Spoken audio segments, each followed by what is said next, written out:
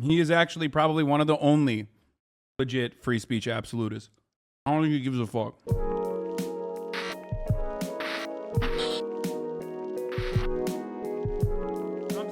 Your take on gun control is similar to Chomsky's? Yeah, they're going to say he's a pussy. In favor of gun control. Of what? Gun control.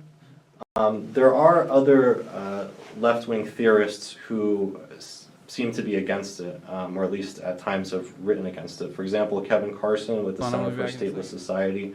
A few years back, he wrote an article showing that in the past, gun control has often been used by the ruling elite who control government against the working class, for instance, with the Black Panther Party. So shouldn't we oppose the state either under its current model or even under a benevolent sort of state socialism? Shouldn't we oppose that sort of ruling elite disarming the working class? First of all, that's utter, total illusion. Has no relation to the actual world. Now let's take the Black Panther case. I suppose you had given assault rifles to the Black Panthers. Would that have helped them? No. The state would have come in with tanks. Give them anti-tank weapons. The state will come in with B-52s.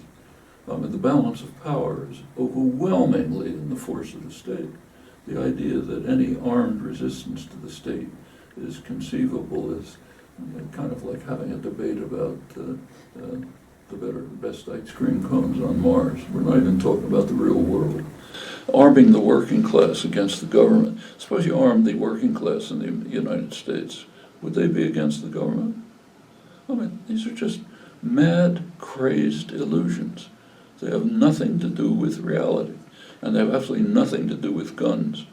In fact, the whole question of guns in the United States is a very intriguing one. Right now, the Second Amendment is considered holy writ. Can't interfere with the Second Amendment. That's true since 2008,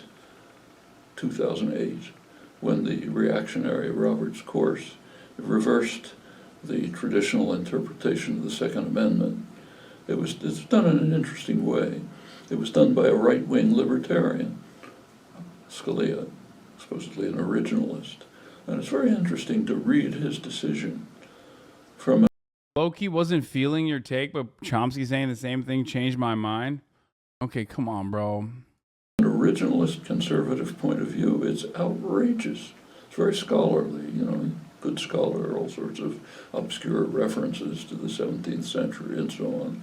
But any originalist would ask the question, why did the founders want people to have guns? That's the first question you would ask.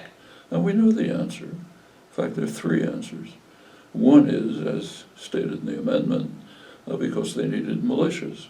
There wasn't much of a standing army. And the British were a serious threat at the time. And destroying Indian tribes was a major project, so you needed militias. That's one reason. A second major reason was controlling slaves. And the slave masters had to have guns. And the third reason was basically killing Indians. The U.S. is an interesting country. People talk about Afghanistan being the longest war. It's not. The U.S. has been at war since its founding. Never, almost hardly a year without war. The first wars were attacking and destroying the Indian nations, which populated the country. And those were wars of aggression against nations which were destroyed. Well, people needed guns. He knows because he was there, Chat. That's the way you do it. Do any of these three reasons apply to today? I mean, are the British coming? Do we have a standing army? Do we have to control slaves? Do we have to kill the remaining Indians? None. So the Second Amendment is simply inapplicable. Just from a philosophical point of view, though, when you look at the relationship between the individual and the state, shouldn't the focus be on maintaining an individual's ability to defend him or herself? And maybe instead of gun control legislation, shouldn't the impetus of public concern be against the state and disarming the state? Well, this is an interesting idea. There's several ways of looking at the state. One way of looking is... Are you saying Indian, not First Nations, cancel my opinion? Yeah, well, it is it's a powerful. Most indigenous people call themselves Indian. The unfortunate byproduct of being victim to colonial violence. It is what it is. Also, Noam Chomsky is a free speech absolutist, for the record. You guys are unaware of his position on the matter. He is actually probably one of the only legit free speech absolutists. I don't think he gives a fuck. I don't know if you guys know this, but he's 7 gorillion years old. Powerful force attacking us. The other way of looking at it is it's an instrument that is of, by, and for the people.